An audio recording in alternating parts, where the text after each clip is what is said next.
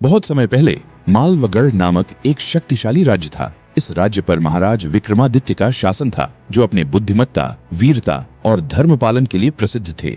उनकी एकमात्र चिंता थी कि उनके दोनों पुत्रों में से किसे उत्तराधिकारी चुना जाए। राजकुमार अर्जुन बलशाली, युद्ध कला में पारंगत और तेजस्वी था। वहीं छोटा पुत्र सत्यव्रत शांत स्वभाव का, विद्या और न्याय में निपुण था। दोनों अपने अपने क्षेत्रों में श्रेष्ठ थे, परंतु राजा को यह समझ नहीं आ रहा था कि राज्य को कौन अधिक योग्यता पूर्वक चला सकेगा। एक दिन महाराज ने सभा बुलाई और घोषणा की, मैं अपने उत्तराधिकारी की घोषणा तभी करूंगा जब यह परीक्षा पूर्ण होगी। दोनों राजकुमारों को 1 वर्ष के लिए राज्य के अलग अलग हिस्सों में जाकर जनसेवा करनी होगी।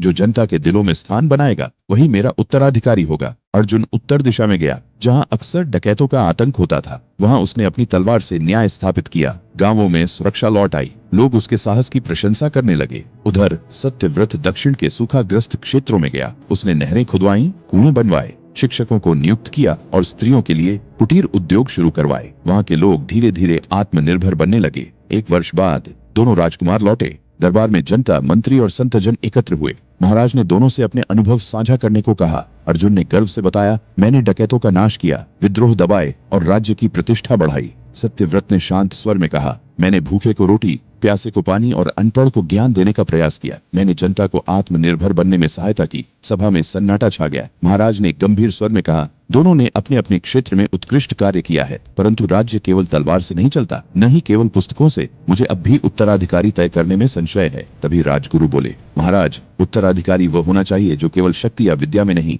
त्याग में महान हो। महाराज ने दोनों से अंतिम प्रश्न किया, यदि मैं कहूं कि सिंहासन पर बैठने के लिए तुम्हें अपने अधिकार, वैभव और परिवार का त्याग करना होगा, तो कौन तैयार है? राजकुमार अर्जुन ने कुछ क्षण सोचा और फिर बोला, महाराज, मैं राज्य के लिए सब कुछ छोड़ सकता हूँ, लेकिन युद्ध और शक्ति मेरा धर्म है। मैं त्याग नहीं, सेवा में विश्वास करता हूँ। सत्यव्रत ने कहा, मैं सिंहासन की आकांक्षा नहीं रखता। यदि मेरा त्याग राज्य को बेहतर उत्तराधिकारी दे सकता है तो मैं त्याग करने को तत्पर हूँ। महाराज मुस्कुराए, पर कोई निर्णय नहीं सुनाया। रात को महाराज चुपचाप राजमहल से बाहर गए और सीधे जंगल में स्थित एक छोटे आश्रम पहुंचे। वहाँ एक वृद्ध ब्राह्मण पहले से उनका इंतजार कर रहा था। महाराज ने कहा, अब समय आ गया है ब्राह्मण देव, मैंने निर्णय ले लिया है। ब्राह्मण ने पूछा, तो आप किसे उत्तराधिकारी बना रहे हैं, अर्जुन या सत्यव्रत? महाराज ने मुस्कुराते हुए कहा, न तो अर्जुन और न ही सत्यव्रत। मैं सिंहासन त्याग कर तपस्वी बन रहा हूँ। मेरे बाद मालवगढ़ की बागडोर जनसभा संभालेगी। यह राज्य अब राजवंश नहीं, जनता के विवेक से चलेगा। ब्राह्मण ने गंभीरता से सिर हिलाया।